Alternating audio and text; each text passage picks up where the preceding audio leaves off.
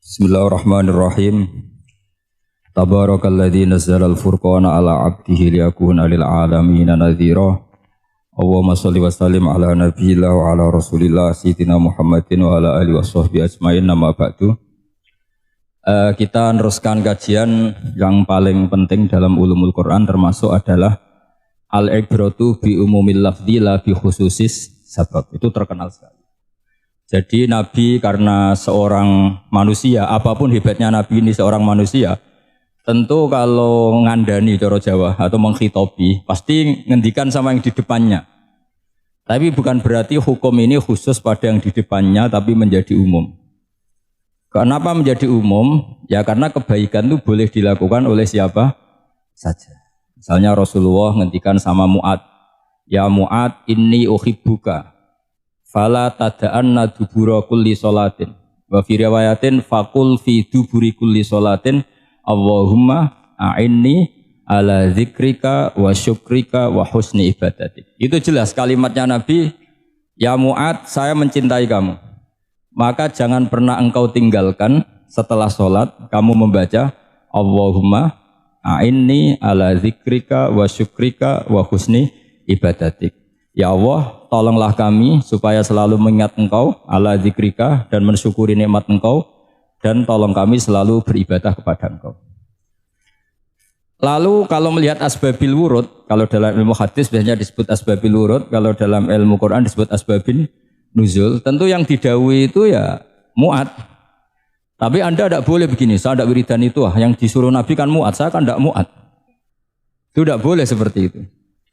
Makanya kita tidak boleh terlalu tekstual karena tadi resikonya Anda tidak mengikuti kaidah al-ibratu bi umumil lafzi la bi khususi sabab.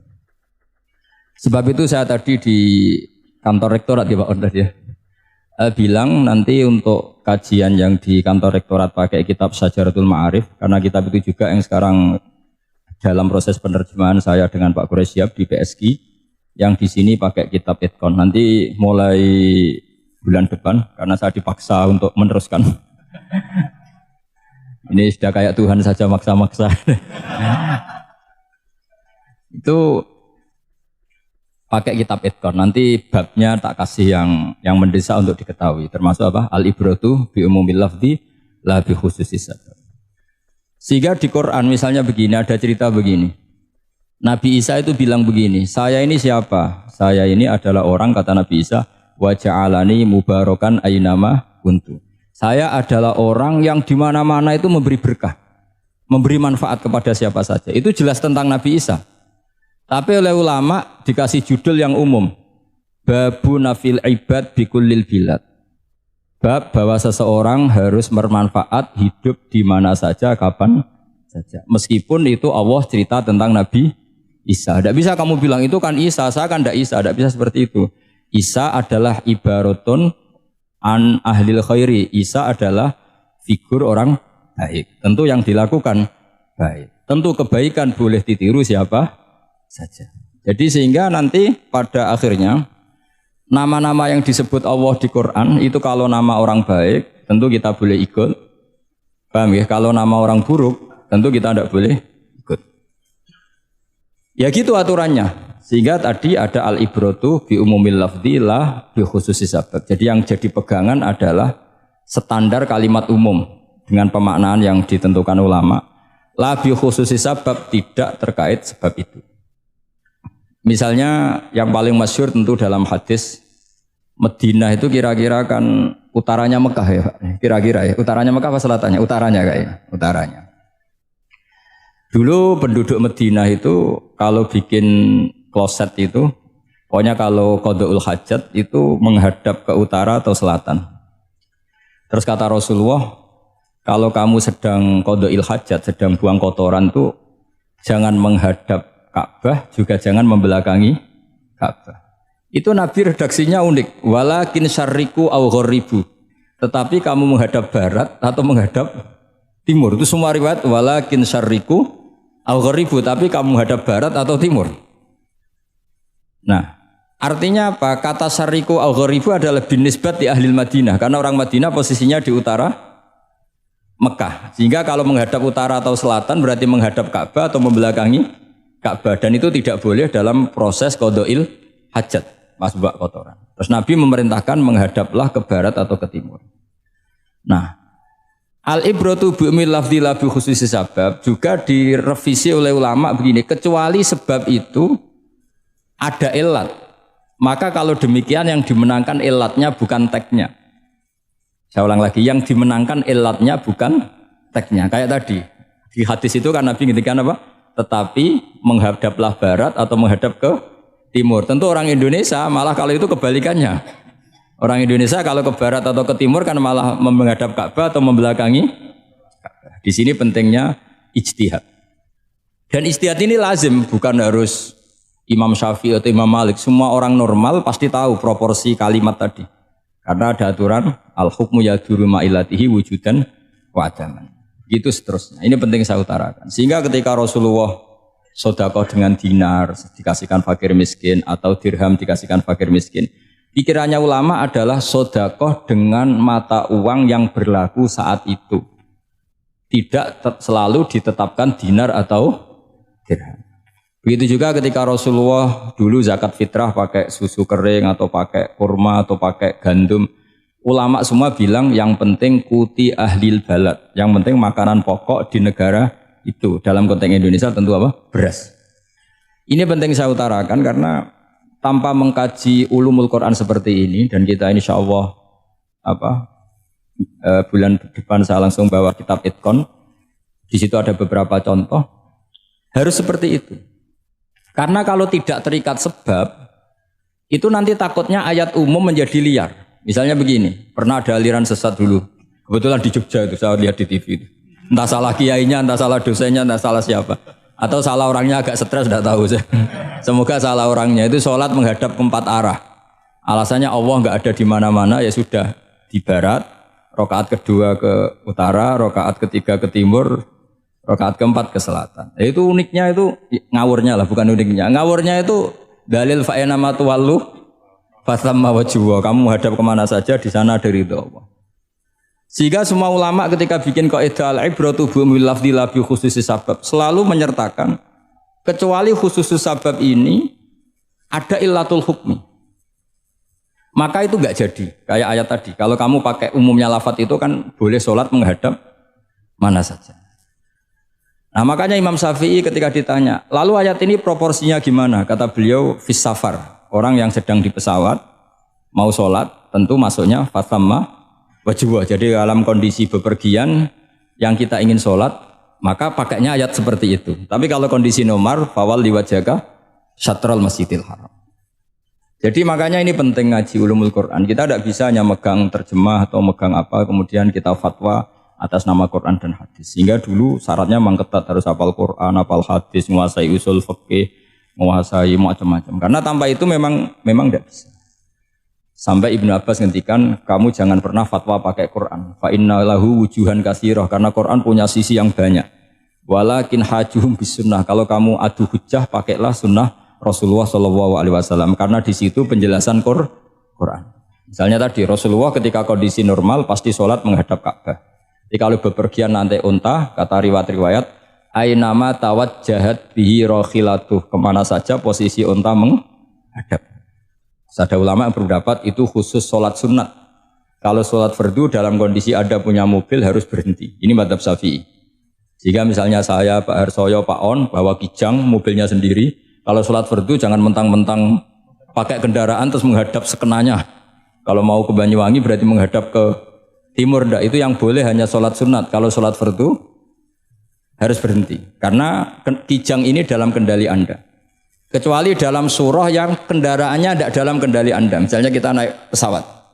Jadi harus dibedakan. Jangan mentang-mentang Nabi sholat di unta kemana saja menghadap. Tapi konteksnya kan unta ini, cara berpikir unta ini dalam kendali Nabi. Tapi kalau pesawat kan tidak. Jelas ya? Jadi makanya ini pentingnya proporsional. Jadi kalau kita naik kijang misalnya mau ke Banyuwangi, kalau waktu duhur ingin sholat ya harus berhenti. Karena yang ainama tawajjahat bihi rakhilatuh, kemana saja kendaraan membawa kita itu dalam konteks sholat apa? Sunnah. Jadi ini pentingnya ulama. Ini yang dikatakan al ulama warasatul anbiya. Karena sanad ini musalsal terurut sampai Rasulullah Shallallahu Alaihi Wasallam. Terus ada lagi ayat umum yang akhirnya jadi judul umum. Misalnya begini. Kita tahu cerita Nabi Khidir, di antara ceritanya ada satu kampung itu pelit. Makanya orang pelit itu wajib didendami. Karena Nabi pun itu baik-baiknya orang. Kalau sama orang pelit tetap dendam. Karena buruk-buruknya orang itu orang pelit. Tahu kan alamatnya orang pelit? Qoribun minan nar, ya dekat-dekat neraka itu kira-kira gitu. Karena al-bakhil qoribun minan nar ba'idun minal jannah. Jadi kalau sama tanya alamatnya ya dekat-dekat neraka. Singkat cerita Nabi Musa dan Nabi Khidir itu kecapean sekali masuk satu kampung. Karena saking kecapean lapar minta kampung itu menyediakan makanan. Istatama itu mereka minta makan saking laparnya, saking karena di perjalanan yang melelahkan. Istatama ahla fa'abau ayyudayyifuhuma. Tapi kampung situ kampung pelit. Sehingga semuanya tidak mau yang ngasih apa? Makan. Tapi pas mau keluar dari kampung ada tembok, ada kayak prasasti itu yang mau roboh. Yang mau apa? Roboh. Terus sama Nabi Khidir, tembok yang mau roboh ini ditata jadi baik lagi. Nabi Musa kata Nabi Musa, kok kurang pegawaian mau medit, pagri mbok urusi. Jadi makanya dendam sama orang medit ini agak sunat. Karena Nabi Musa juga marah sama Nabi Khidir. Orang kayak kampung kayak gitu pelit kok temboknya apa rusak kamu benahin gitu. Terus Nabi Khidir menjawab, wa amal jidaru fakana luhulamaini yatimaini fil madinati wa kana tahtahu kanzul lahuma wa kana abuhuma sholihah. Begini loh, tembok ini adalah penyimpan harta. Penyimpan harta untuk anak yatim. Bapaknya dulu itu soleh. Artinya terus dibabkan oleh ulama, babu ikrami sibyanil mu'minin. Bab kita memuliakan anak-anak orang soleh. Sehingga dalam adat kita menghormati Habib, menghormati Gus, menghormati anak pahlawan, menghormati orang-orang yang dulu berjuang kepada untuk Indonesia. Karena di antara yang dipertimbangkan Nabi Khidir adalah wa kana abuhuma sholihah. Tentu kita menghormati putra-putri yang dulu mendirikan UII, macam-macam. Ya tentu proporsional, tapi tetap saja dapat poin dulu atas nama putra pahlawan, putra orang-orang soleh. Karena Nabi Khidir ketika mempertimbangkan itu alasannya wa kana abuhuma sholihah. Terus fa'arada rabbuka yablughu ashuddahuma wastakhrijakan zahuma. Tentu Allah ingin kalau tembok ini roboh kemudian kelihatan khazanahnya atau tabungannya nanti dipakai orang-orang dolim. Kalau dipakai orang dolim maka yang berhak tidak mendapatkan.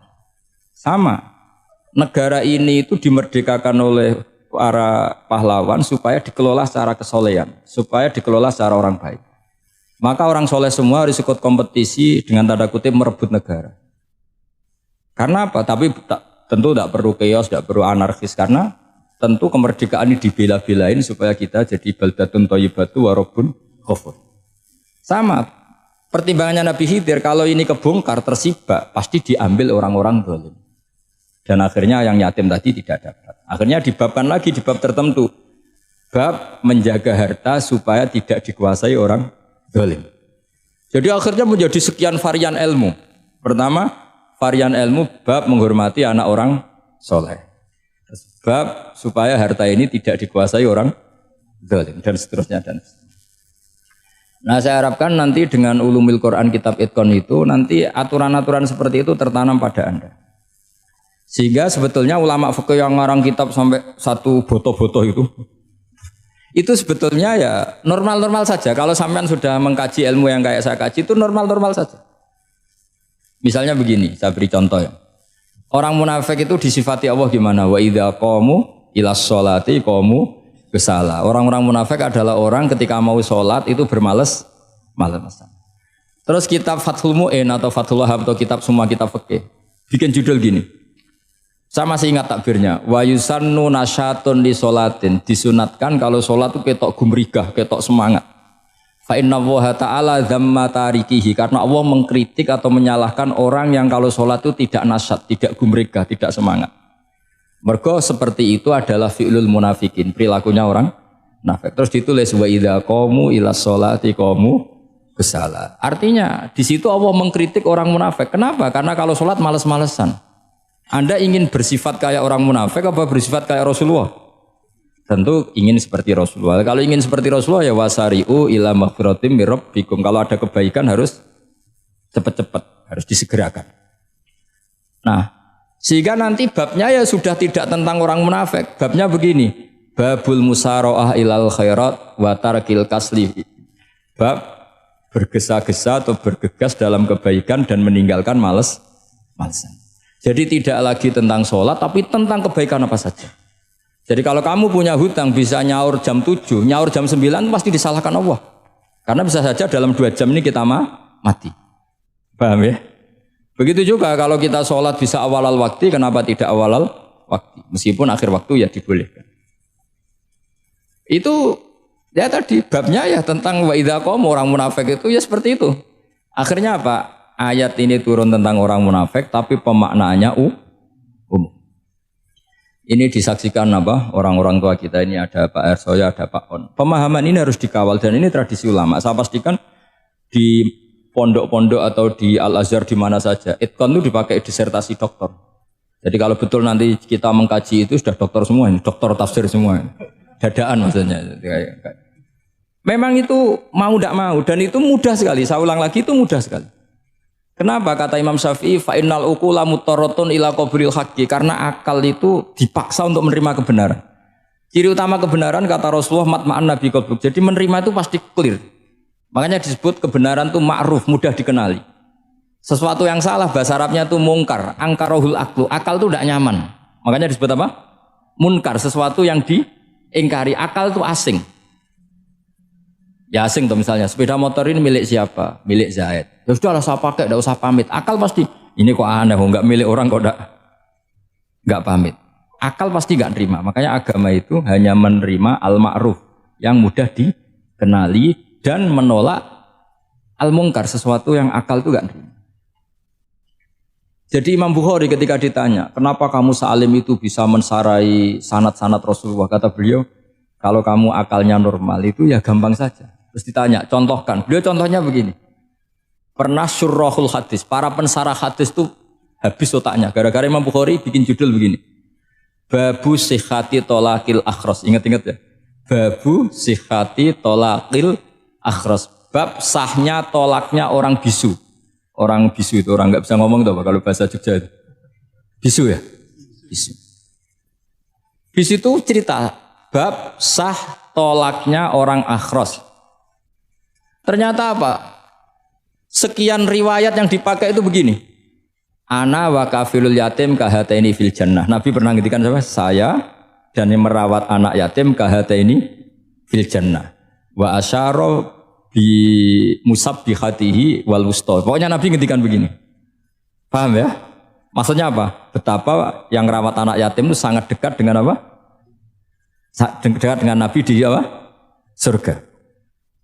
Terus hadisnya berikutnya asyahru hakada pakai tangan 10, ahakada wa hakada wa hakada berarti 30. Asyahru hakada wa hakada wa hakada berarti berapa? 29. Terus berikutnya hadis Aisyah sholat lama terus ditanya orang di tengah-tengah sholat. Aisyah kenapa sholat lama? Fa asyarat nahwas sama. Kemudian Aisyah memberi isyarah nahwas sama. Ternyata saat itu gerhana apa? Matahari. Itu surahul hadis bingung semua. Ini cerita tolaknya orang bisusah kok ngelantur kemana-mana ini. Ternyata maksudnya Bukhari begini, maksudnya Imam Bukhari. Penjelasan yang namanya tolak itu kan sihot. Ya sihot, tahu sihot, akad lah kalau dalam bahasa Jogja mungkin. Kalau kamu nikah kan angkah tuka wazawazwa terus bilang apa qabil tu nikahaha wa taswiyah. Terus kalau kamu menceraikan istri kamu bilang kamu saya ceraikan.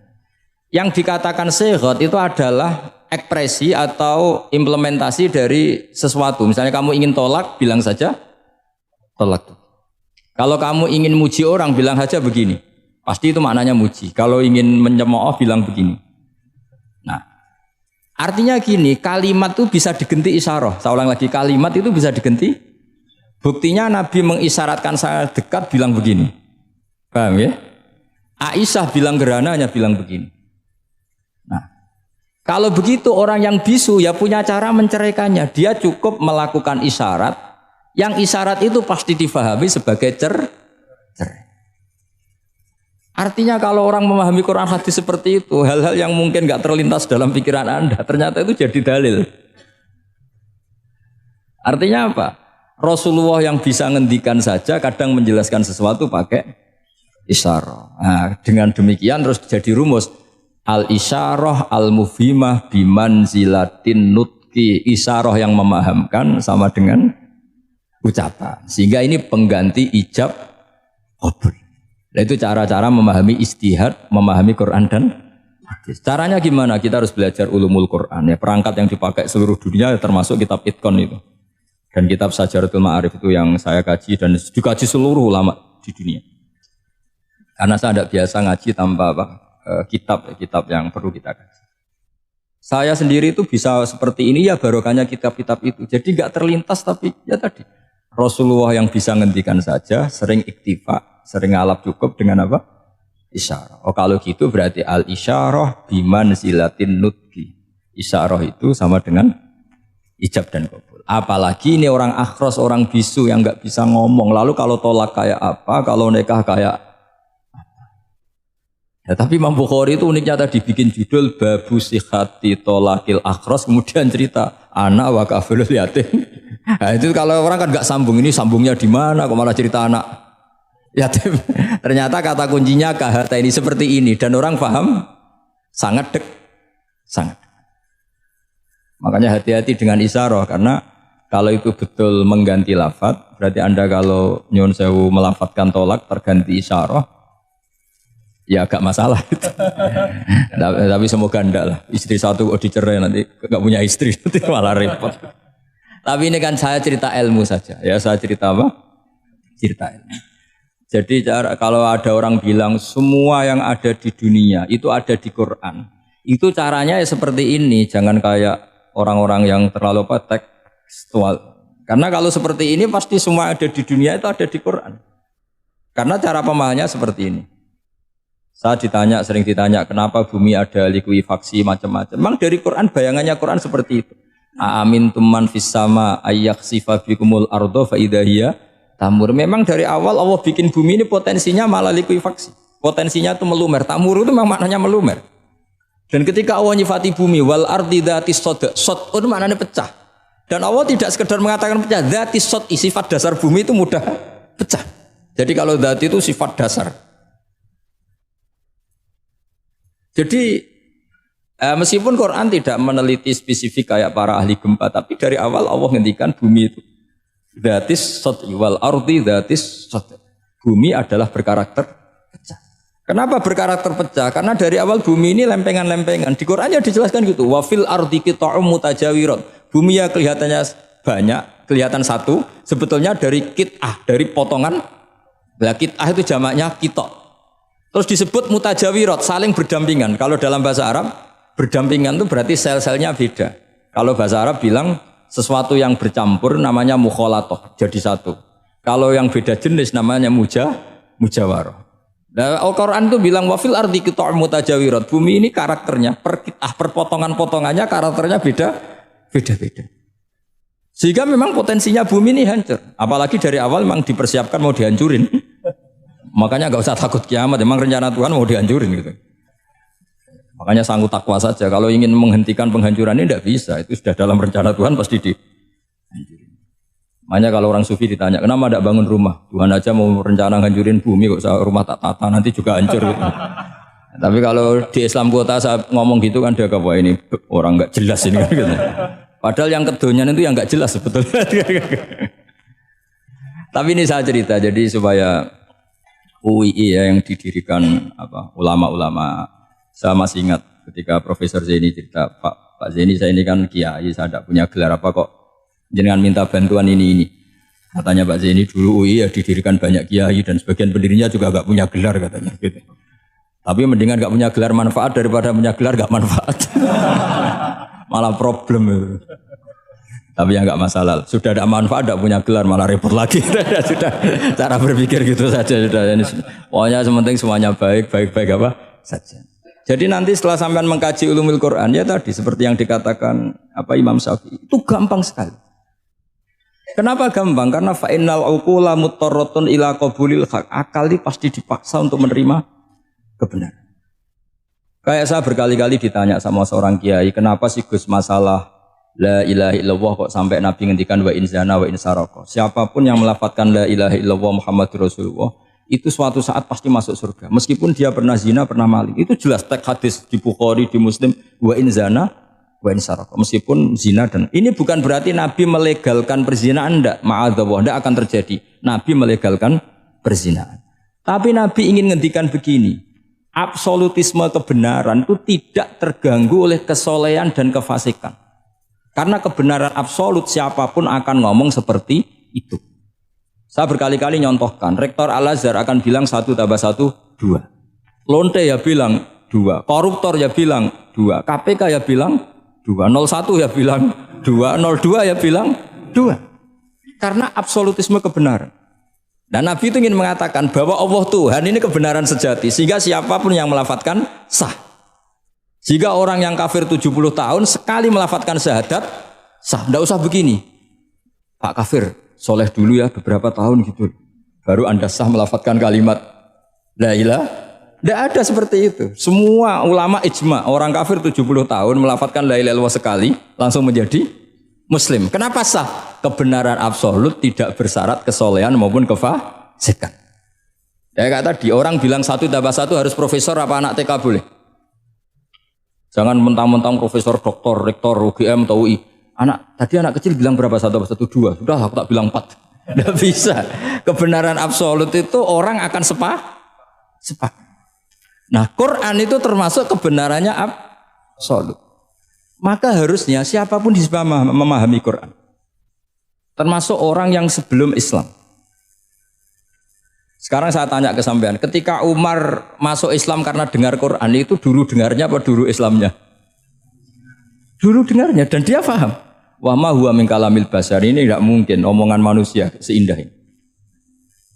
Karena mudah difahami Quran. Nah sekarang enggak, karena ada sistem akademik. Itu terus orang macam-macam urutannya itu. Jadi repot sekarang. Kalau kata tafsir At-Tabari lebih ekstrim lagi. Itla yuqalu masalan ifham bima la aklalak. Jadi orang-orang kafir ini kan, orang-orang kafir Mekah ini kan Rasulullah jadi nabi ini kan semua orang masih kafir. Enggak ada mahasiswa UI, enggak ada orang NU, enggak ada orang Muhammadiyah. Semuanya orang kafir, semuanya masih kafir. Terus Nabi membawa Quran, maka khitab pertama itu bukan ya ayuhan nahdiyun, ya ayuhal muhammadiyun. Khitab pertama kul ya ayuhal kafirun, karena pendengarnya semuanya kafir. Dan itu mereka paham. Tapi nanti soal hidayat nomor 2, tapi mereka itu yang jelas paham. Sehingga banyak orang kafir yang menjadi muslim karena mendengar Al-Quran. Jadi ini penting diketahui karena kebenaran itu milik siapa saja dan akan mudah difahami. Kayak tadi, kalau 1 tambah 1, 2 itu rektor ya bilang 2, anak TK ya bilang 2, musuh kamu ya bilang 2, kamu atas nama sentimen dengan musuh pun tetap bilang.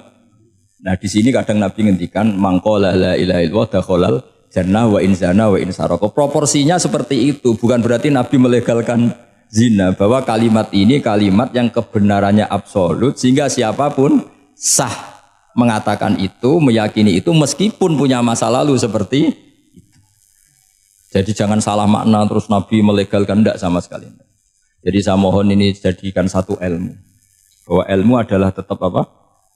Sehingga ada ayat kulil ladzina kafaru iyantahu yughfar lahum ma qad salah. Katakan kepada orang-orang kafir sekali menghentikan kekafirannya yughfar lahum ma qad salah, maka kekafiran di masa lalu dianggap hilang dan dia hanya dengan status yang sekarang yaitu seorang mukmin. Karena dia disahkan melafadzkan la ilaha illallah. Makanya pernah ada cerita, ini penting saya utarakan ke jenengan. Ada orang kumpul kebo, singkat cerita, kumpul kebo lelaki sama perempuan. Suatu saat Nabi dikasih tahu sama tetangganya, ya Rasulullah, orang yang biasa kumpul kebo itu sekarang sudah nikah. Jawabannya Nabi unik. Alhamdulillah, kira-kira gitu kalau bahasa Indonesia, qad kharaja min sifahin ila nikahin. Dia sudah keluar dari tradisi zina, sekarang dia sudah dengan kehormatan nikah. Maksudnya gini, kalau malam Senin dia belum nikah, kumpulnya kan masih kumpul kebo. bertahun-tahun gitu. Paginya dia nikah, malamnya sudah kumpul sunnah karena sudah nikah. Jadi tak sama seperti tadi. Kalau dia belum melafalkan kalimat tauhid, ya statusnya dia kafir. Sekali melakukan kalimat tauhid, ya statusnya dia muslim atau mukmin. Sama. Ketika hubungan intim tanpa nikah namanya sifah perzinaan. Sekali nikah ya namanya sunnah. Jadi semudah itu. Dan Nabi tidak tanya macam-macam. Mau ngendikan qad kharaja min sifahin ila nikahin. Sudah keluar dari tradisi sifah menuju nikah. Pertanyaannya gini, kenapa enggak disyaratkan ini itu untuk nikahnya? Misalnya macam-macam. Ya sebetulnya syarat itu pasti ada, cuma begini loh. Orang yang ingin menghentikan keburukannya harus kamu katakan sah sekarang juga. Karena kita mengesahkan penghentian keburukan. Jangan lalu orang yang mau tobat malah dipersulit. Jadi misalnya la ilaha illallah, kamu belajar makhraj dulu, bila bilangnya lah benar. Belajar bahasa Arab dulu. Ya kacau. Apalagi saya persiapkan seremonialnya dulu, nanti di masjid di syuting supaya satu Indonesia tahu yang Islamkan saya itu kayaknya yang engkek itu malah repot lagi. Ini penting saya utarakan supaya clear ya. Jadi saya ulang lagi, al-ibratu bi umumil lafzi la bi khusus sabab.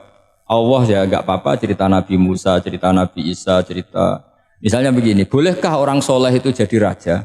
Jawabannya harus bilang boleh. Karena Allah pernah menfigurkan tokoh soleh yang bernama Sulaiman dan Daud dan beliau adalah raja. Ketika Imam Syafi'i ditanya, bolehkah orang Islam tidak kawin? Ya asal dia ada zina ya boleh. Karena Allah menyebut hamba yang soleh dan sebagian mereka tidak nikah, yaitu Nabi Yahya dan Nabi Isa.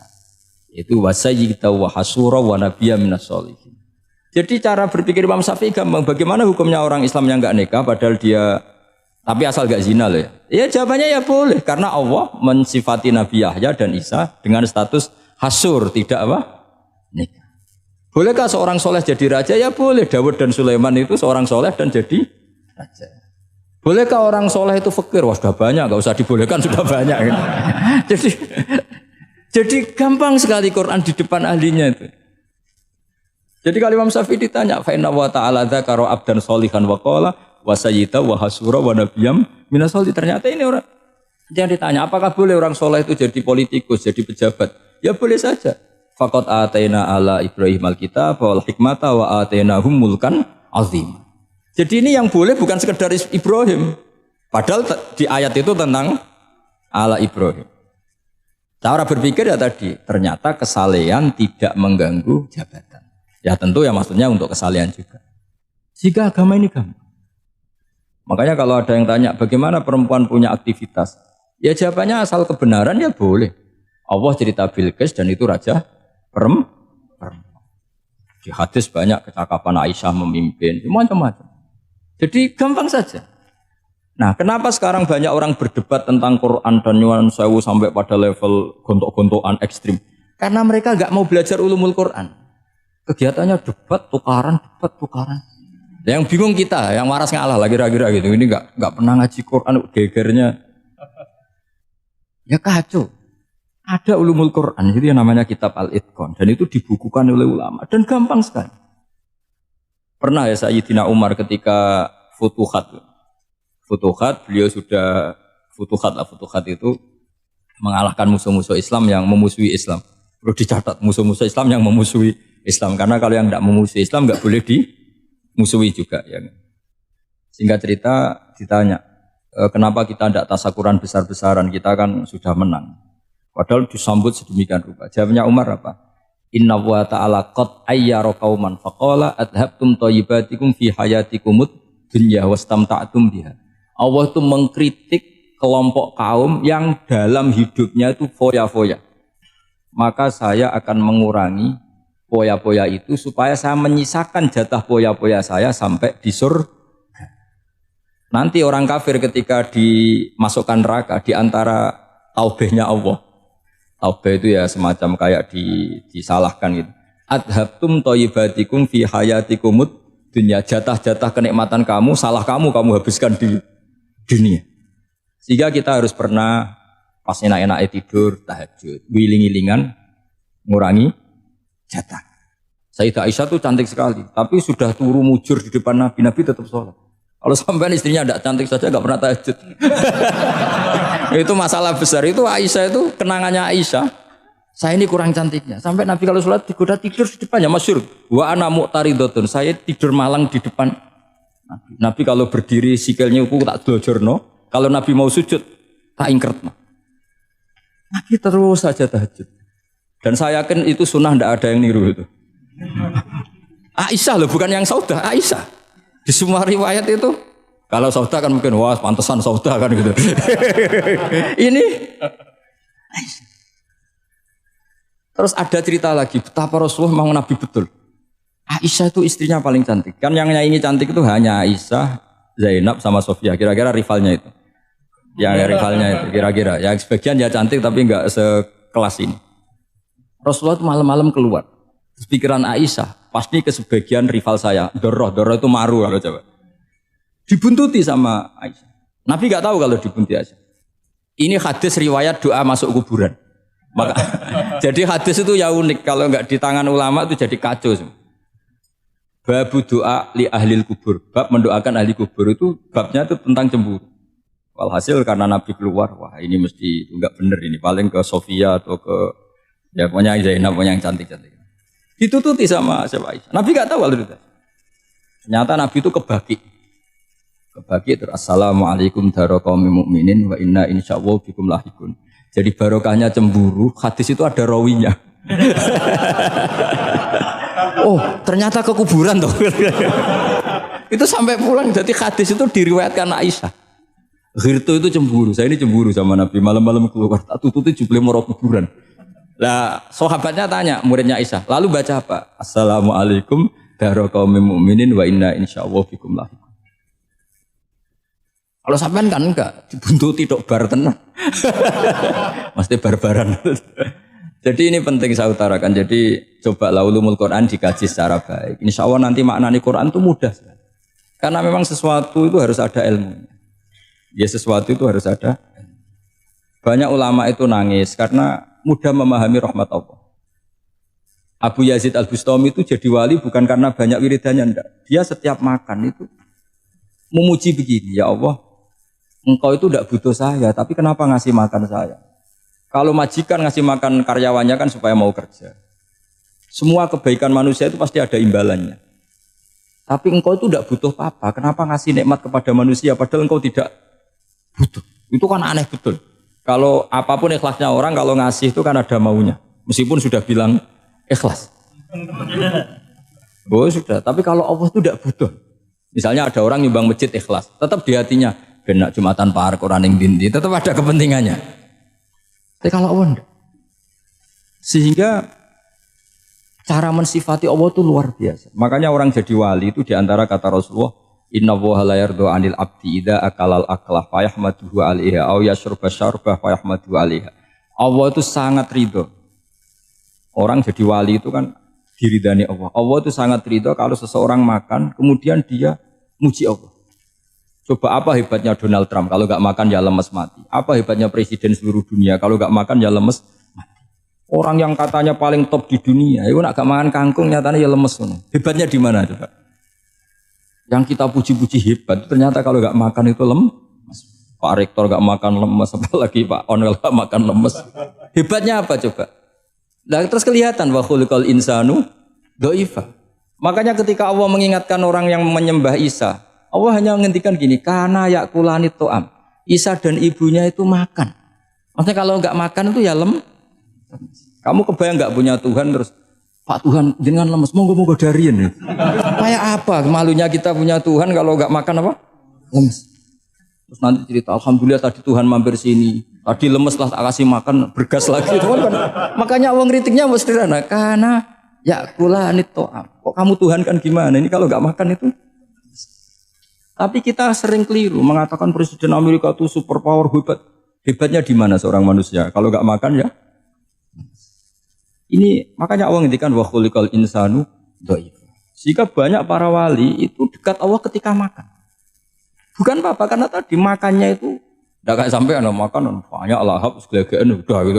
Itu enggak setiap makan ya Allah betapa lemahnya saya. Yang katanya rektor, yang katanya profesor, katanya orang alim kiai. Katanya pengurus NU, pengurus Muhammadiyah, ternyata kalau tidak makan lemes. Kerennya di mana lemes? Sehingga terus tawadu, terus macam-macam. Jadi ini penting. Jadi Allah mengingatkan manusia itu dengan makan tadi. Makanya Nabi Rasulullah ngendikan Allah itu sangat ridho seseorang yang setiap makan muji Allah.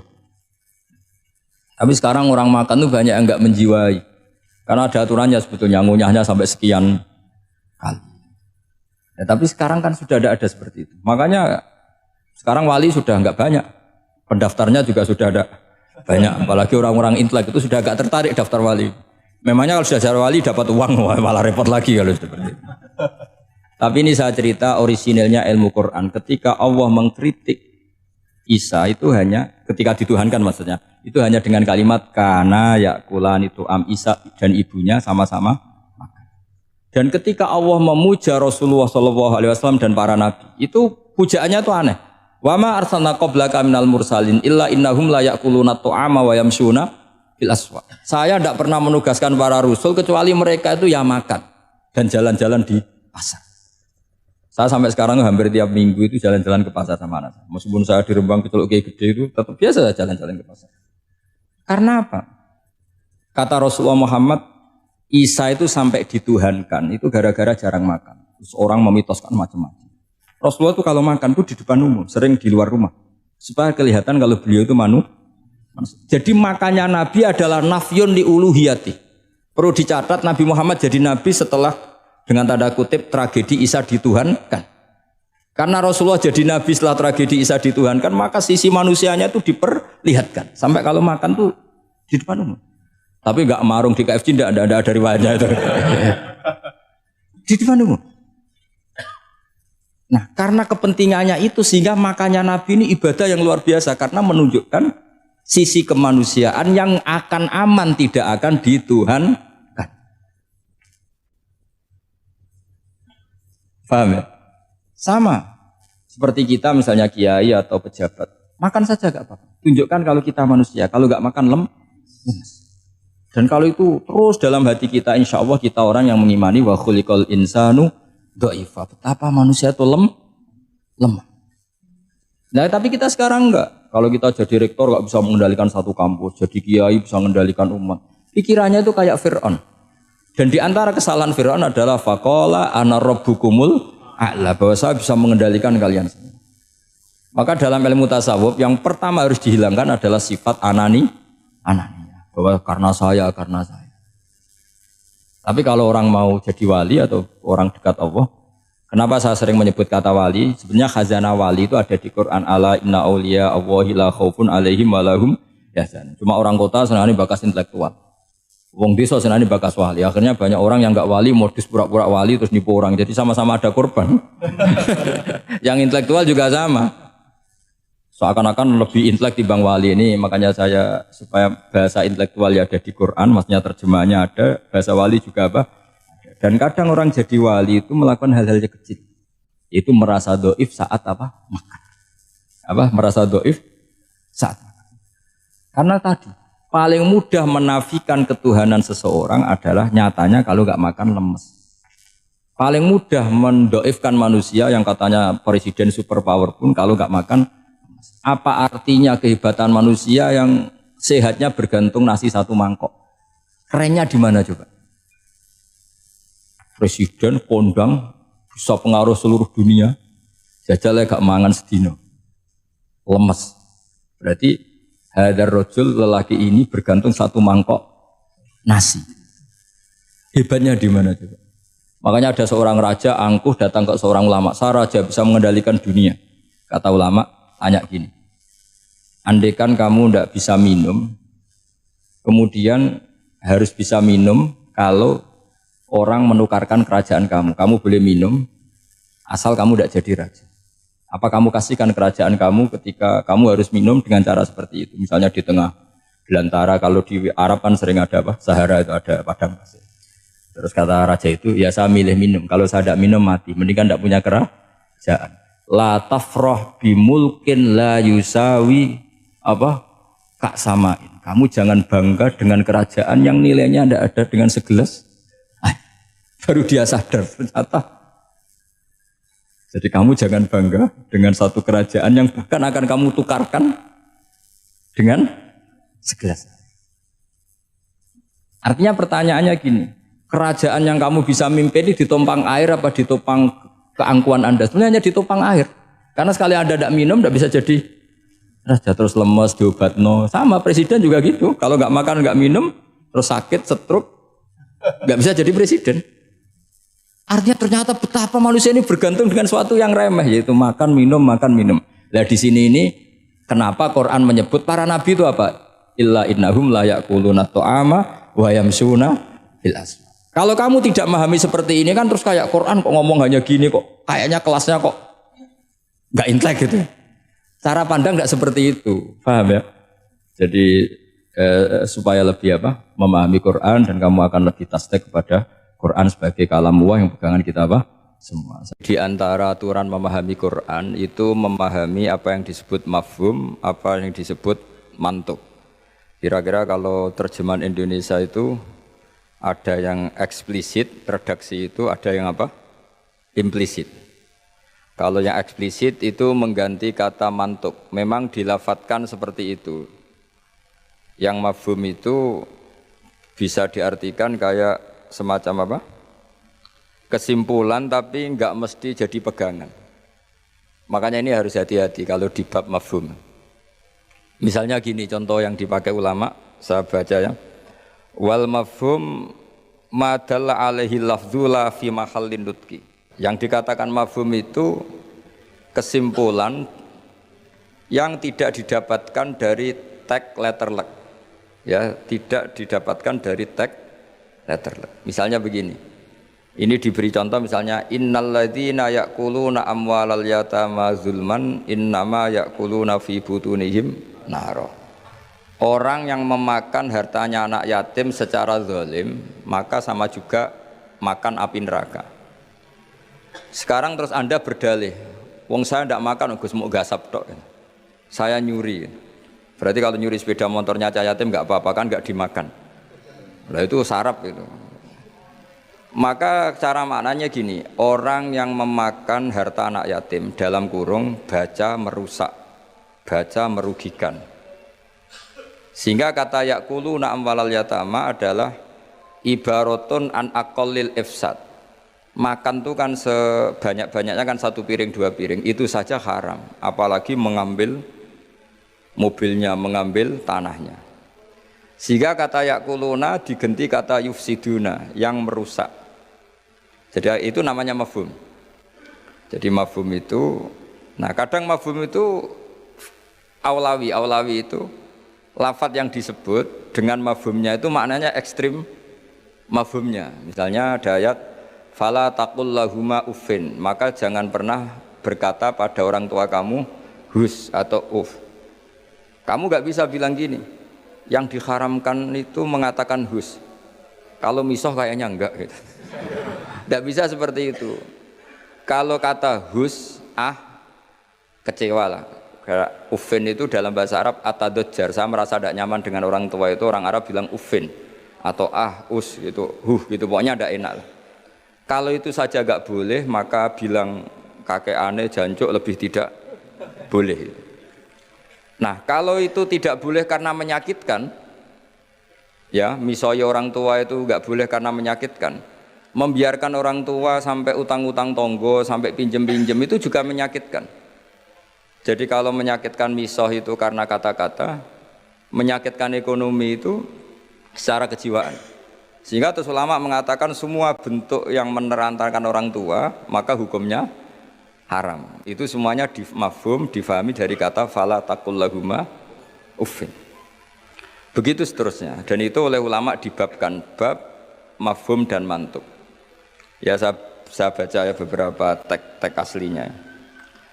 Fa in kana aula yusamma fahwal khitab kadilalati fala taqul lahuma uffin ala tahrimid dorbi li annahu asyaddu.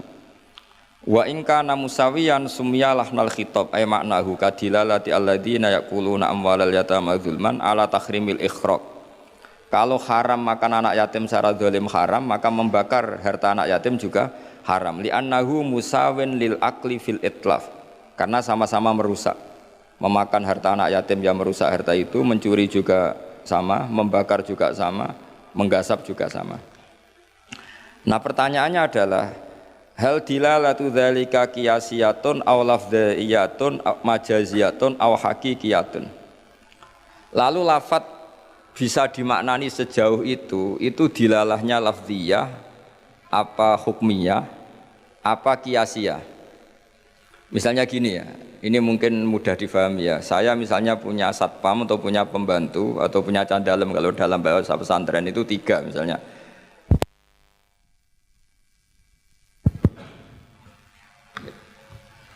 Ya saya misalnya punya pembantu ya, atau dalam bahasa santri itu candalem itu ada 3. Zaid, Bakar, Umar itu. Ketika ada tamu, Pak On datang, beliau datang, saya bilang, Bakar silahkan sini. Umar itu dengar, tapi yang dipanggil tidak saya kok, yang dipanggil Bakar. Ali ya dengar, tapi katanya yang dipanggil bukan saya. Tentu saya manggil Bakar itu karena spontan saya ingatnya itu Bakar, sehingga manggil Bakar. Tapi hakikat Bakar adalah pengganti kata Candalem. Sehingga kalau yang datang Umar ya saya nggak masalah, yang datang Ali ya nggak masalah, karena butuh saya ada orang yang melayani tamu. Sehingga lafadz yang disebut pun tidak jaminan hadzal lafdzu bi'aini. Ini memang agak jelimet, tapi mau tidak mau kita harus pelajari. Sehingga dalam kitab-kitab ulumul Quran diterangkan wiridan-wiridan atau perintah yang diberikan Nabi kepada sahabat meskipun disebut namanya tetap itu untuk umum. Jadi misalnya Nabi berkata sama Mu'ad, karena kebetulan Mu'ad yang di depannya misalnya, ya Mu'ad inni uhibbuka fakul dubura kulli sholatin Allahumma inni ala zikrika wa syukrika wa husni ibadati. Kita tahu semua hadis menyebut ya Mu'ad, wahai Mu'ad. Kata Mu'ad ini mewakili semua umatnya Nabi harus terdidik kayak Mu'ad, meskipun yang disebut Nabi Mu'ad. Nah ketika kita baca wiridan itu, karena kita mengkiaskan diri sama Mu'ad, menganalogikan diri dengan Mu'ad, sama-sama santrinya Kanjeng Nabi. Atau cara berpikir, Nabi itu ingin mendidik semua umatnya. Berhubung yang di depan Mu'ad, maka Nabi menyebut Mu'ad. Tapi bukan hakikatnya itu khusus untuk Mu'ad.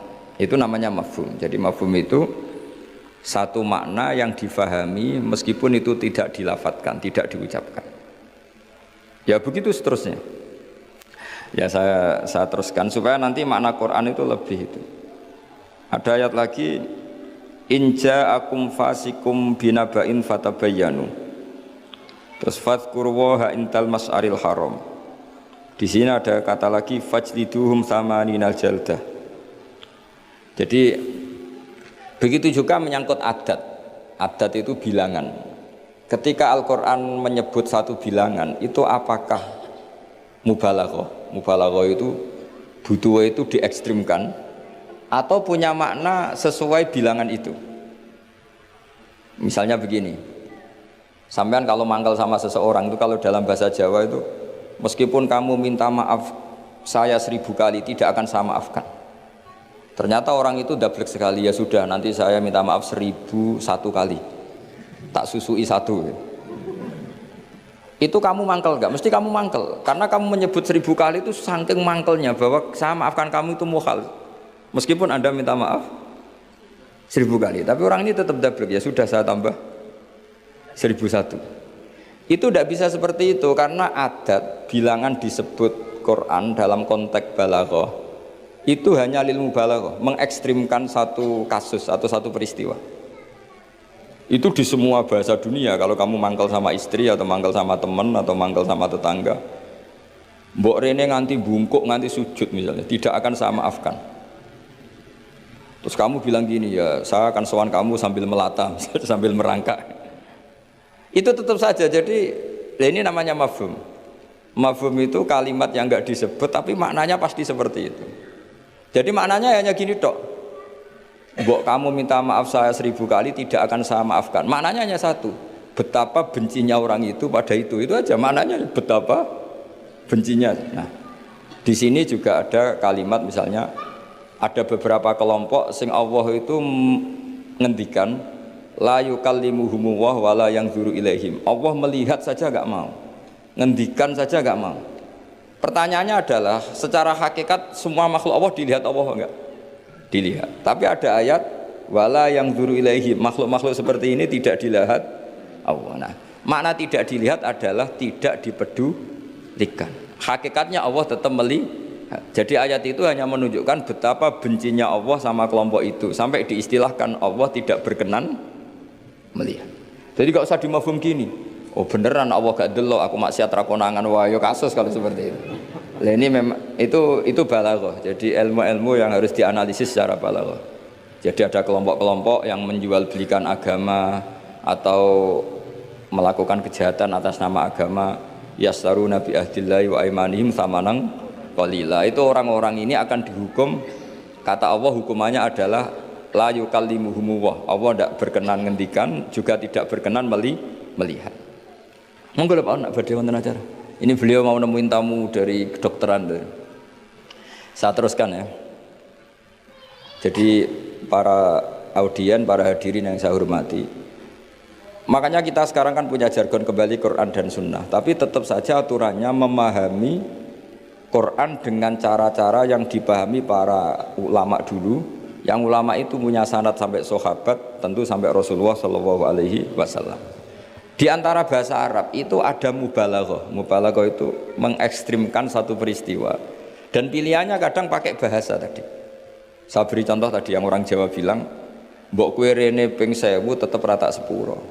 Kamu tidak bisa ngarang buku kalau 1000 tidak cukup, kalau 1001 pasti cukup. Memangnya ini KPU kalau 50 plus 1 terus menang? Tidak bisa seperti itu. Ya maknanya hanya ma asyadda bughdahu, betapa bencinya orang itu, gitu aja. Allah tidak berkenan melihat orang yang menjual belikan agama. Wah malah penak Allah kalau nggak lihat kita enak. Tidak bisa seperti itu. Saking bencinya Allah sampai diistilahkan tidak berkenan melihat. Itu kan seperti kamu benci orang, wah nak roh kue mutah-mutah. Masa mutah-mutah betul kan? Saking nggak maunya melihat. Itu di bahasa Arab juga seperti itu. Ya, saya beri terus waktu lifa fil ikhtijat bihadhil mafahim ala aqwalin katsirah wal asah fil jumlah annaha kullaha hujjatun bisyurutin minha alla yakunal mazkuru kharaja lil ghalib.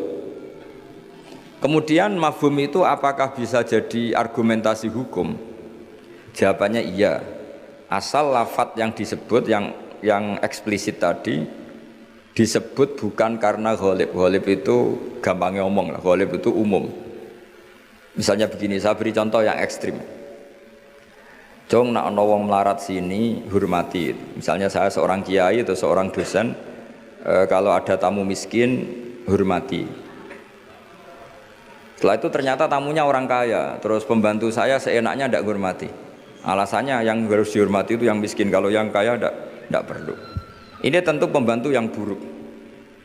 Karena mengatakan jika yang miskin hormati itu sebenarnya maknanya itu prioritas, bukan catatan hukum. Jadi kalimat disebut itu kan kadang catatan hukum, kadang prioritas. Kalau tadi ya maknanya hanya jika orang miskin prioritaskan, bukan berarti yang kaya tidak perlu dihormati. Lah itu banyak di Quran, di hadis, lafadz yang sebetulnya disebut itu prioritas, tapi oleh orang yang enggak ahli bahasa dianggap catatan apa? Hukum. Maka itu menjadi gaduh, secara hukum menjadi gaduh. Saya beri contoh yang ada di Quran. Kalian tuh haram menikahi anak tiri itu anaknya istri yang serumah dengan kamu. Yang serumah dengan kamu itu bukan catatan hukum. Ya jadi begini ya, misalnya saya beri porsi hukum fikih ya. Yang diharamkan dalam Islam itu kan 3. 1 karena nasab, 2 karena rodok penyusu, 3 karena musaharah. Musaharah itu besan. Kalau yang karena nasab kita tahu 7 ya, kalau dalam bahasa Arab 7, kalau dalam bahasa Jawa itu tinggal 4. Ya 7 itu apa saja, coba yang hafal Quran tuh, hurrimat alaikum ummahatukum wa banatukum wa akhwatukum wa ammatukum wa kholatukum wa banatul akhi wa banatul ukhti. Itu kalau dalam bahasa Arab muharramatun nikah itu ada 7. Tapi orang Jawa bilang hanya 4. Sebenarnya memang 4. Karena orang Arab itu kan ngitungnya ibu, putri, saudara putri, bulik dari bapak, bulik dari ibu, keponakan dari saudara lelaki, keponakan dari saudara perempuan. Kalau orang Jawa kan ngitungnya bulik ya 1. Ya kan saudaranya bapak atau ibu kita bilang bulik. Kalau orang Arab enggak. Kalau saudaranya bapak ammah ya, saudaranya bapak itu ammah. Kalau saudaranya ibu kholah, maka dihitung 2, wa ammatukum wa kholatukum. Kalau anaknya saudara orang Jawa bilang keponakan. Kalau orang Arab dihitung wa banatul akhi wa banatul ukhti. Sehingga 4 ini di Jawa diringkas jadi berapa? 2, yaitu haram menikahi bulik dan haram menikahi keponakan. Jelas ya. Kemudian yang kedua haram karena rodok. Jika kamu nyusu sama Sri misalnya, otomatis anaknya Sri saudara rodok, dan ibu yang kamu susui otomatis ibu rodok, suaminya Sri bapak rodok. Itu karena rodok. Terus ketiga karena musoharoh. Ya ini didengerin ya, supaya jadi ahli hukum. Jadi masa Universitas Islam Indonesia tidak tahu muharramatun nikah. Kamu jangan ikut bahasa-bahasanya artis-artis gaul di Jakarta. Di Jakarta itu kalau orang sudah nikah malah namanya muhrim. Itu sebenarnya salah bahasa. Justru yang bisa dinikah itu harus ajnabiyah orang lain. Kalau mahram malah nggak boleh dinikah, karena maknanya mahram itu orang yang haram dinikah. Jadi justru istri itu bahasa fikihnya ajnabiyah orang lain. Buktinya boleh dinikah. Kalau mahram itu orang yang haram dinikah. Tapi ya sudah ada bahasa gaul gitu ya ikut saja. Bebo goblok, tapi tidak usah ikut goblok. Karena itu memang salah, bahasa itu salah sebetulnya. Makanya istri itu repot, di fikih itu repot. Fikih itu kalau bahasakan istri itu ajnabiyah orang lain. Kalau anak itu anak, kalau istri itu tetap bahasanya ajnabiyah orang lain. Sehingga sekali dicerai ya benar-benar menjadi orang lain. Kalau kita mati ya benar-benar menjadi orang lain. Buktinya boleh dinikah orang lain. Jika kalau dalam pepatah Jawa ini ajarannya bapak saya, kamu tidak harus ikut. Kalau ajaran bapak saya, nak bojo be anak tukaran, kowe kudu bela anak. Mergo ora ono mantan anak, tapi iso ono mantan istri. Sehingga tradisi keluarga saya itu pokoknya anak itu nomor 1, baru istri. Tidak tahu kalau tradisi sampean istri dulu baru anak. Gitu. Karena tadi cara berpikir anak itu selalu anak. Ya anak itu selalu anak, tapi kalau istri tidak mesti. Apalagi istri sampean cantik terus sampean mati gitu, itu sudah. Ya sudah selesai sudah. Mesti nikah orang lain gitu. Nggak tahu nanti kalau di surga ikut siapa, nggak tahu ini. Mesti oportunis, kalau kamu masuk neraka dia ikut yang masuk surga. Kalau masuk surga semua ikut yang kelas lebih tinggi. Saya teruskan ya. Terus haram ketiga itu karena musoharoh. Disebut wa akhwatukum wa ummahatukum lati arda'nakum wa akhwatukum narodan. Terus wa ummahatu nisaikum apa? Wa ummahatu nisaikum. Ibu dari istri kamu. Apa kalau orang sini bilang? Mertua ya. Nah, mertua dengan mantu itu hubungannya 2. Seorang lagi ya. Mertua sama mantu itu hubungannya 2. Ya, seorang lagi. Misalnya kamu nikahi Sri. Berarti ibunya Sri sebagai apa? Mertua. Itu menjadi mertua itu bimujarrodil akdi, sekedar akad kamu bilang qabil tu nikahaha wa taswija bil mahrin madkur, itu langsung jadi mertua ya, langsung jadi mertua. Tapi kalau hubungan ibu dengan anak, misalnya kamu nikahi janda punya anak cantik sudah perawan, terus setelah kamu nikah dengan janda ini akad, itu belum menjadi anak tiri.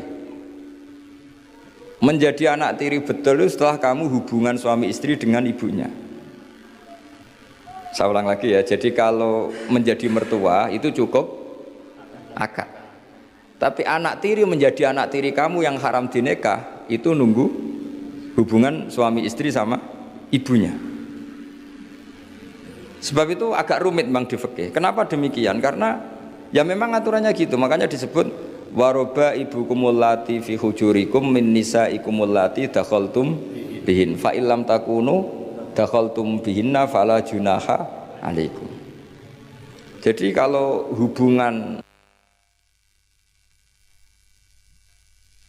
apa batunya? Ya, hubungan menantu sama siapa? Mertua itu hanya dimulai akad. Jadi setelah akad sampean salaman apa ini sudah menjadi mahram dan selamanya haram dinikah karena sudah menjadi apa? Mertua kamu. Tapi kalau orang yang kamu nikah itu punya anak putri itu menjadi anak tiri yang benar-benar berstatus anak tiri setelah hubungan sama istri. Ya ini jelas ya. Makanya disebut seperti itu. Tapi di situ ada catatan waroba ibu kumulati fi hujurikum, anak tiri yang serumah. Yaitu semua ulama ngendikan kata fi hujurikum yang serumah itu diabaikan. Jadi tidak bisa misalnya gini, kamu nikahi Sri di Jogja, punya anak tiri di Jakarta, berarti halal karena tidak serumah. Wah itu sesat dan menyesatkan ya. Karena ada aturannya, fi hujurikum itu kalimat yang disebut Allah itu normatif. Normatif artinya umumnya anak itu, anak tiri itu serumah, tapi bukan sebagai catatan hukum. Dan itu banyak sekali lafaz-lafaz yang disebut Allah atau disebut Rasulullah bukan sebagai catatan hukum, tapi normatif. Itu kan seperti gini. Jong, bukti kamu hormat tamu. Kalau ada tamu itu suguhi teh. Kalau ada tamu itu suguhi kopi. Itu normatif. Bukan berarti yang tidak nyuguhi kopi itu tidak menghormati tamu, tidak bisa seperti itu. Kalau tamunya darah tinggi, kan malah mati. Nah, ulama itu berkompeten, sangat kompeten sekali memahami Quran. Mana lafaz yang disebut Allah itu normatif, mana yang disebut Allah itu sebagai catatan hukum. Kalau fi hujurikum menjadi catatan hukum, maka maknanya begini, haram menikahi anak tiri yang serumah. Waroba ibu kumulati fi hujurikum. Mafhumnya kalau tidak serumah boleh, wayo kacau. Ibunya kamu embat, anaknya kamu embat hanya karena beda. Itu sesat dan menyesatkan. Makanya bahaya sekali nafsirkan Quran tanpa ilmu. Sampai ada ancaman man fassarul Quran bi ra'yihi falyatabawa maq'adahu minan nar. Orang menafsirkan Quran dengan semaunya sendiri maka sama juga pesan satu tiket di neraka. Jadi sampean sama saya itu potensi masuk neraka saya sebetulnya. Karena saya nekuni tafsir. Itu bahaya sekali. Sebab itu saya tradisikan kalau ngaji itu pakai kitab supaya sanadnya muttasil sampai Rasulullah SAW. Enggak boleh mengajarkan Quran terjun bebas menurut saya. Memangnya agama menurut kamu enak aja.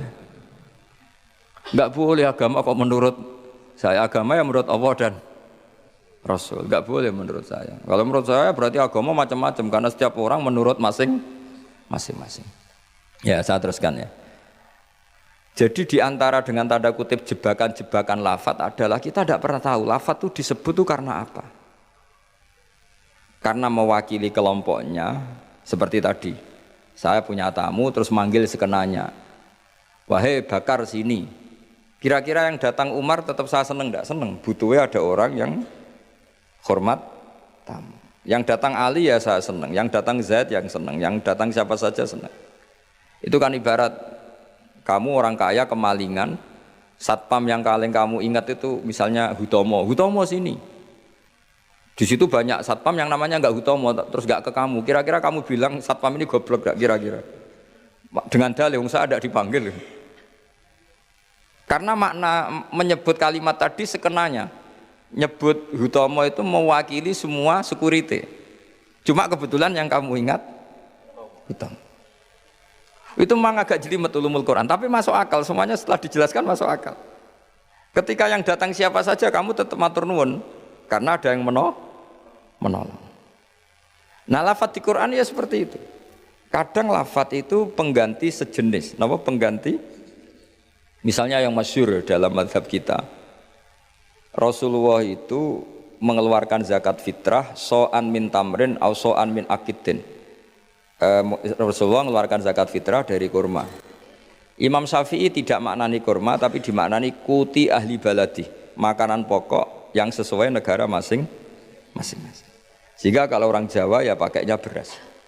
Meskipun di hadis disebutkan tamar.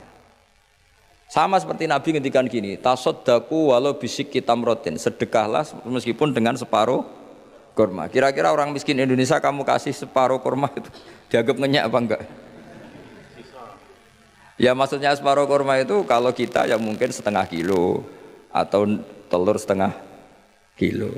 Atau kata separuh secuil itu maknanya kit'ah yasiroh. Saking sedikitnya diistilahkan secuil, tapi bukan berarti cuilan betul. Nah kalau ingin persis hadis tadi ya satu kurma kamu cuil terus kamu kasihkan. Kira-kira loh, kira-kira dianggap ngenyak apa dianggap sedekah. Nah sama misalnya Rasulullah ngendikan, semoga Allah memberi berkah orang yang ketika 10 Muharram mengusap anak yatim. Itu yang penting ngusapnya apa sedekahnya? Terus kamu orang yatim kamu kumpulkan, kamu usap semua kepalanya. Itu kira-kira itu dianggap apa coba? Wes medit di dalil kan. Nak nuruti teks hadis itu ya memang ngusap kepala. Tapi semua sepakat maknanya ngusap itu ibaratun anis syafaqah. Bentuk kasih sayang. Dan kasih sayang itu paling praktis ya ngasih uang atau ngasih sesuatu yang manfaat untuk anak yatim itu. Lah nak ngusap tok. Diceluk waduh-waduh dibeli ana parade ngusap anak yatim.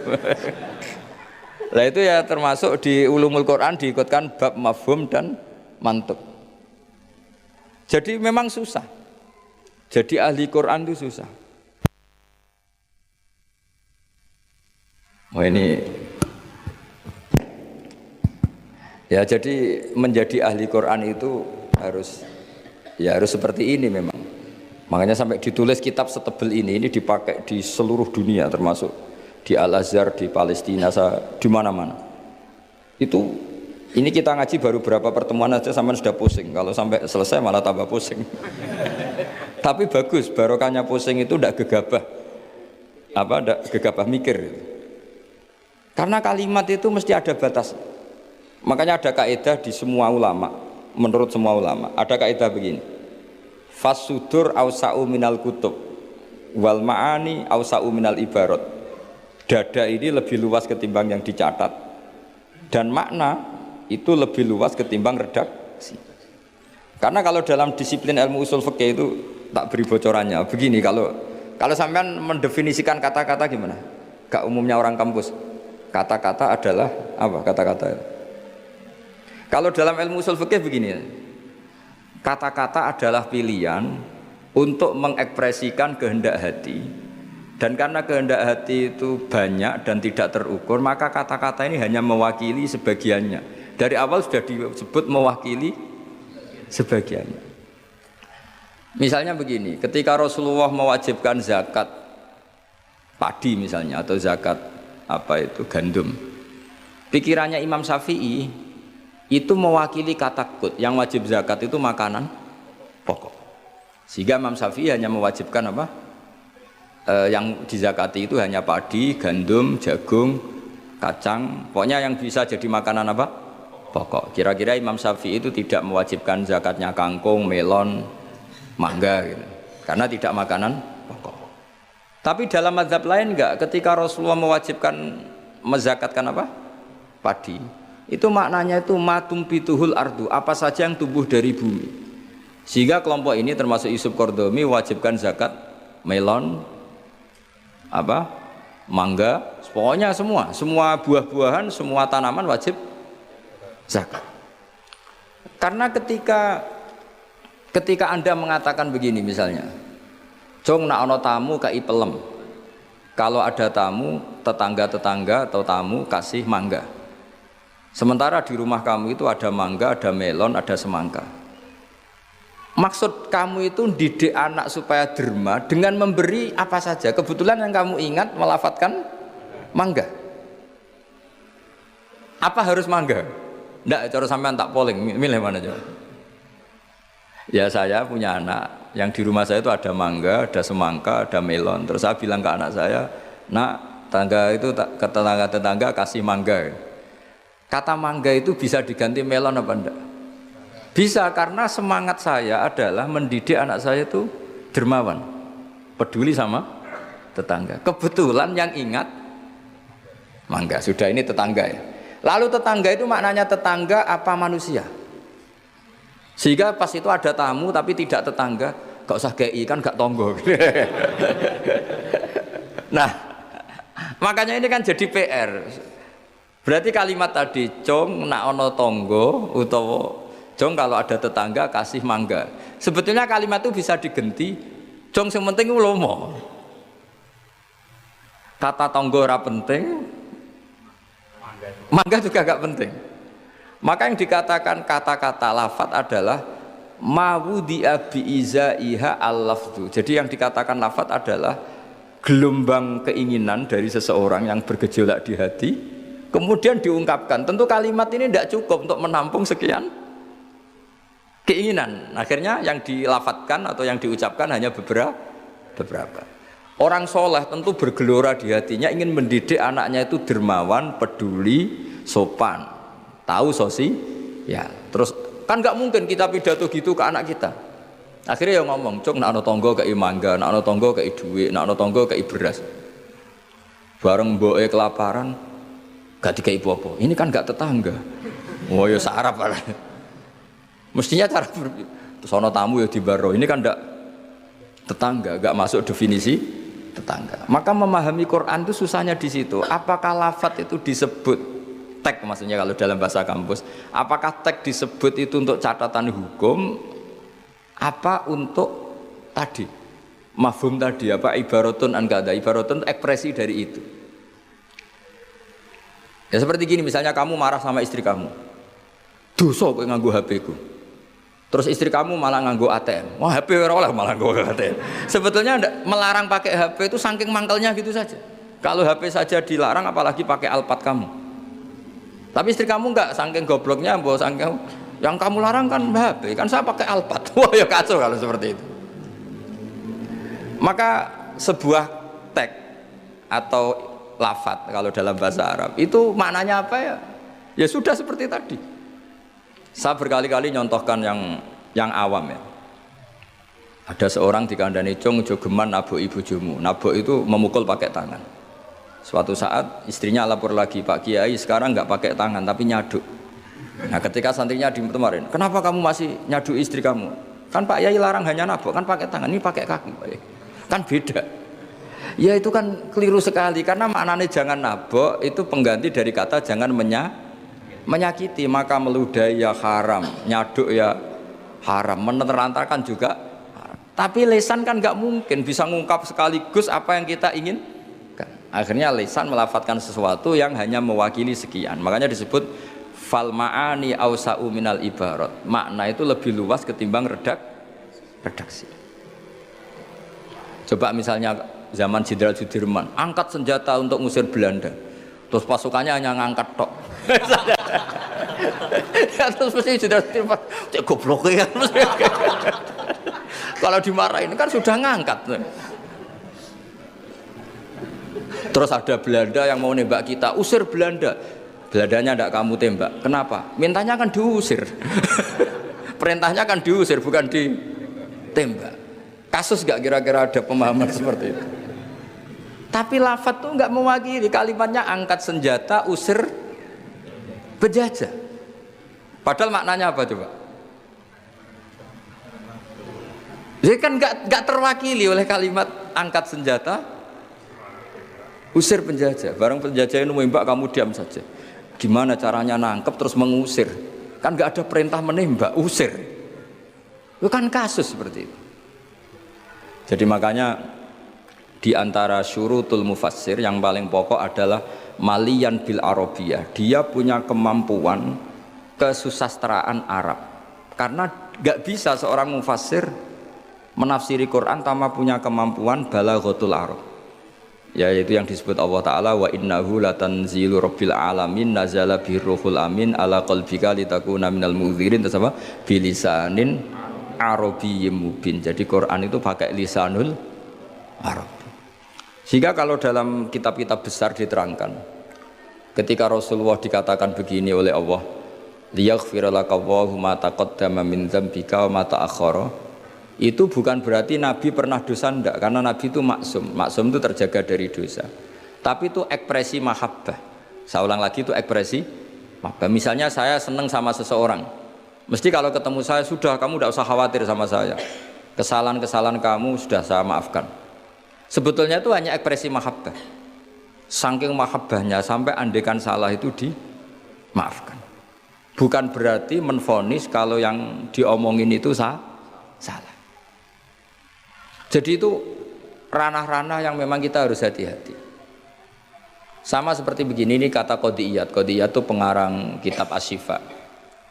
Doa itu ekspresi mahabbah. Doa itu bukan kalimat hukum. Kalau kalimat hukum itu kan iya sama tidak. Tapi doa itu enggak. Doa itu ekspresi mahabbah. Misalnya kita ketemu Zaid, kita bilang Assalamualaikum warahmatullahi wabarakatuh. Semoga kamu dapat keselamatan. Enggak perlu Zaid tersinggung. Memangnya saya celaka kok sampai doakan selamat. Kalau nuruti mafhum, didoain selamat itu kan berarti sebelumnya tidak selamat. Didoain pinter, sebelumnya tidak pinter. Didoain kaya, sebelumnya miskin. Tapi itu kata hukum, itu pemahaman secara hukum. Iya dan tidak. Kalau pemahaman secara peradaban tidak gitu. Orang mendoakan bukti senang, ya sudah seperti itu. Ya semoga kamu sukses. Ketemu direktur ya kita bilang semoga kamu sukses. Terus direkturnya tersinggung. Ya sukses saya atau dibanding kamu, saya sudah direktur. Ya ada seperti itu. Mendoakan seperti itu bukti mahabbah, bukti senang. Nah, Allah karena saking senangnya kepada nabinya, Allah ketika mukhotobah, ketika dialek dengan Nabi memulainya dengan afawwahu angka. Allah telah memaafkan kamu. Itu bukan berarti sebelumnya Nabi melakukan kesalahan. Ekspresi mahabbah akan mengatakan demikian. Jadi itu masalah-masalah yang tadi saya utarakan, fal ma'ani ausa'u minal ibarat. Apa yang ada di hati, ma'ani itu sesuatu yang kita kehendaki, ma'ani dari mufrad maknan, sesuatu yang dikehendaki itu bergejolak jauh lebih dahsyat ketimbang redaksi. Jadi misalnya pagi-pagi le nak tangi turu itu nang wudu, nang sarapan itu. Ya sudah, itu ekspresi bentuk cinta orang tua kita ke kita, bahwa bangun tidur itu ya wudu terus sarapan. Tapi lalu misalnya anak ini melakukan selain sarapan asal menyenangkan orang tua, ya senang. Jangan monoton terus saya harus sarapan, ini perintah orang tua. Tidak seperti itu. Nah sekarang faktanya itu banyak orang memahami Quran secara tekstualistik atau secara harfiah. Itu dalam ulumul Quran itu bahaya sekali, karena itu tidak mewakili. Saya beri sekian contoh bahwa teks itu kadang tidak mewakili. Misalnya gini, matsalul ladzina yunfikuna amwalahum fi sabilillah kamatsali habbatin ambatat sab'a sanabila fi kulli sumbulatin mi'atu habbah. Kan tidak semua padi itu punya sab'a sanabil, punya 7 tangkai ya, dan tidak semuanya satu tangkai berbiji 100. Itu bahasa Arab murni. Ibaratnya seperti itu, ya redaksinya Pak, ibaratnya seperti itu, bahwa sedekah yang diterima Allah ibarat padi yang tumbuh dalam kondisi paling ideal. Dan orang Arab maupun orang Jawa atau orang mana saja biasanya mengekspresikan ideal itu pakai angka. Misalnya, wah itu sugih dunia sak gunung, itu maknanya kaya sekali. Padahal banyak orang punya gunung tidak kaya, karena gunungnya tandus. Tapi orang itu akan sepakat, itu kaya sekali, punya harta 1 gunung. Coro cah cilik anak bantah-bantah, dunyaku sak gunung, kita muni sak langit. Ya pokoknya ingin menunjukkan bahwa kaya raya yang tidak terhingga. Loh itu banyak di Quran seperti itu.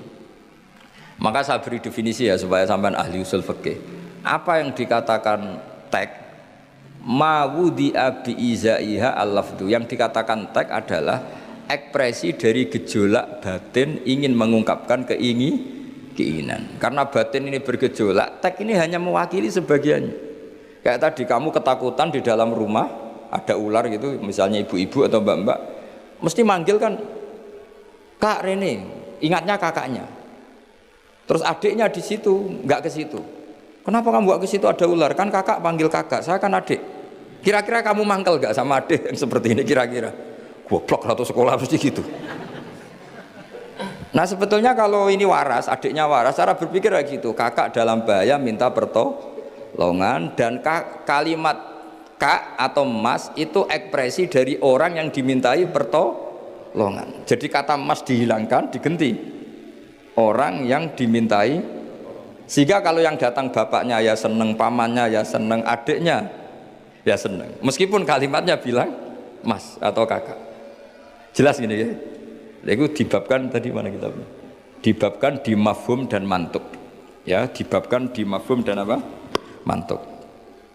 Saya teruskan lagi ya.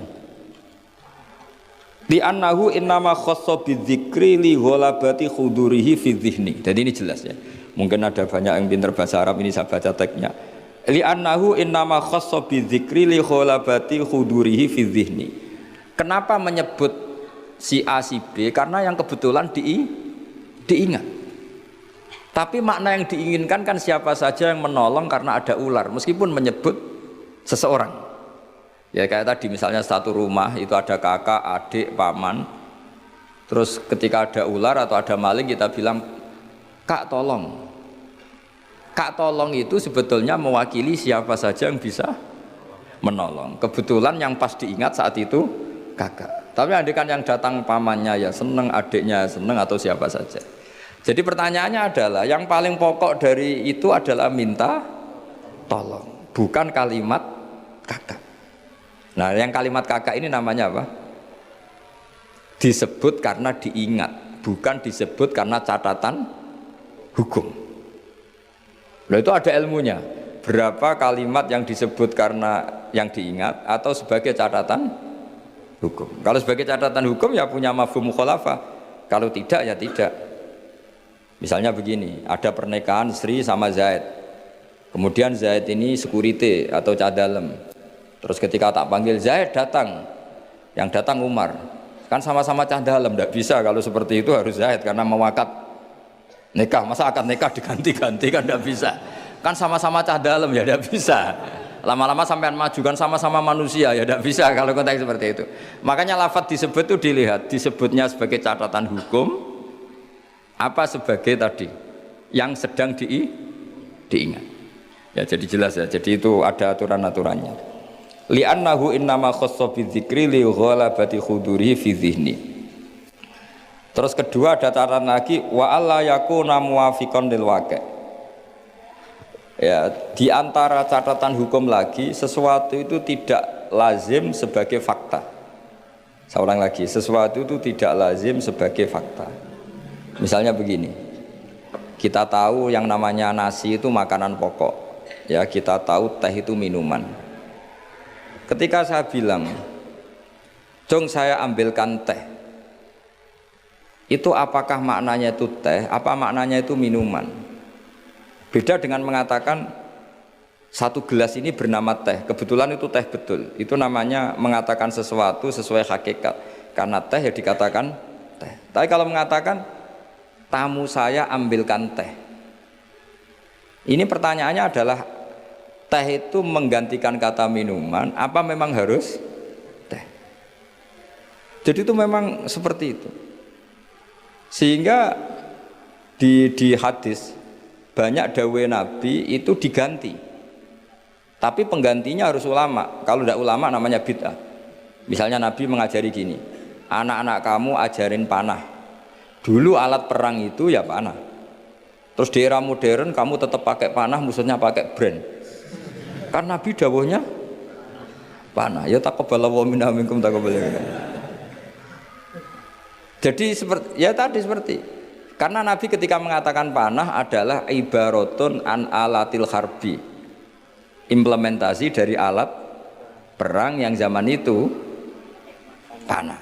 Itu kan sama seperti Nabi ajari anak kamu berkuda. Dulu alat perang transportasinya itu alatnya itu kuda. Sekarang musuh pakai pesawat tempur, kamu pakai kuda. Ya tentu itu gak relevan kan. Lah kalau gitu berarti gini, di Quran tuh jelas ada kalimat ini, wal khayla wal bighala wal hamira litarkabuha wazina. Kamu saya beri nikmat, ada kuda, ada unta, ada macam-macam. Terus di antara ayat terusannya litas tahu ala duhurihi summa tazkuru ni'mata rabbikum idastawaitum alaihi wa taqulu subhanalladzi sakhkhara lana hadza wa ma kunna lahu muqrinin wa inna ila rabbina lamunqalibun. Saya bikin unta, saya bikin kuda, saya bikin khimar, saya bikin bighal supaya kalau kamu sudah tenang di atas punggungnya kamu berdoa subhanalladzi sakhkhara lana hada. Terus kamu karena tekstualistik, kalau naik Innova nggak baca doa itu, naik pesawat ini kan tidak kuda. Kira-kira dibilang saraf nggak kira-kira seperti itu. Terus kamu bilang, oh ayatnya tentang kuda ini Innova kok. Tapi cara memahami kita tidak seperti itu. Kata kuda di situ adalah alatul markab, alat berkendara. Kata unta di situ adalah alat berkendara. Maka semua transportasi atau alat transportasi kita kalau naik ya tetap berdoa subhanalladzi sakhkhara lana hadza. Dan itu seterusnya ya. Jadi ngaji pertemuan ini ingat-ingat ya kaidahnya apa? Fal ma'ani awsa'u minal ibarat wasudur awsa'u minal kutub. Itu semua ulama pasti bilang seperti itu. Kalau sampean belum pernah bilang berarti belum ulama. Makanya ini dimulai sekarang. Untuk saja di ulama harus hafal kaidah apa? Fal ma'ani awsa'u minal ibarat wasudur awsa'u minal kutub. Itu nanti kalau sampean sudah pinter itu pinter betul itu nanti. Bukan pinter-pinteran tapi pinter betul. Karena memang seperti itu. Sehingga misalnya Rasulullah dulu, tofa Rasulullah rokiban, Nabi tawaf secara berkendara. Saat itu tentu naik unta. Sekarang orang-orang sepuh pakai kursi roda. Jangan terus bilang gini, dulu Nabi naiknya unta, maka orang sepuh nggak boleh pakai kursi roda, harus pakai unta. Yo dia tabuki polisi Arab aneh-aneh sama. Jadi karena dulu Nabi sudah berumur dan beliau tidak suka memaksakan, dan untuk menunjukkan kalau tawaf secara berkendara itu sah, boleh, terus beliau naik unta sambil apa? Tawaf. Akhirnya kesimpulan hukumnya apa? Boleh berkendara saat tawaf. Sudah untanya dibuang. Maksudnya harus pakai untanya dibuang. Lama-lama nanti gini, nggak boleh tawaf sekarang. Dulu Nabi tawaf langsung tanah, ini sudah keramik, ini nggak boleh. Ya repot kalau kamu perdebatkan begitu terus, ya repot. Lah ya karena tadi ketika Nabi naik unta itu semangatnya Nabi adalah mempermudah umatnya, terutama bagi yang tua. Semangat yang ingin dimaklumatkan Nabi itu. Wahai umatku, kalau kamu sudah tua jangan memaksakan jalan, berkendaralah. Atau cari alat yang menjadikan kamu mudah. Nah itu tentu gak tersampaikan semuanya dengan redaksi. Tapi dadanya Nabi bergejolak ingin mengimplementasikan bahwa agama ini yuridu wa bikumul yusra wala yuridu bikumul usra. Wah itu tentu gejolak ini kan gak terwakili oleh lafaz. Seperti kamu bilang ke istri kamu, "Dek, saya cinta kamu karena kamu cantik." Itu bukti seneng saja. Nak bojone cerdas, berarti aku nak selek kira seneng. Wah, ya repot kalau gitu. Padahal kalimat itu maknanya kan gitu. "Dek, saya seneng kamu karena kamu cantik." Mafhumnya apa? Kalau tidak cantik, kalau sudah tidak cantik tidak senang. Tapi tidak seperti itu. Pokoknya kamu itu ingin gombal terus ngomong itu aja. Jadi makanya walhasil itu tadi ingat-ingat ya Pak. Fasudur ausa'u minal kutub, bahwa dada kita ini lebih luas ketimbang yang kita tulis. Ya, dada kita lebih luas ketimbang yang kita tulis. Terus wal ma'ani ausa'u minal ibarat. Makna yang kita kehendaki itu jauh lebih luas ketimbang redaksi. Karena tadi kita manggil security misalnya si A, yang datang selain si A juga nggak masalah. Karena kata si A tadi hanya keterbatasan kita sebagai manusia, sehingga harus menyebut satu orang. Padahal siapa saja nggak masalah. Karena butuhnya kita ada yang menolong atau ada yang membantu. Ya saya ulang lagi ya, fal ma'ani ausa'u minal ibarat wasudur ausa'u minal kutub. Ya, assalamualaikum warahmatullahi wabarakatuh.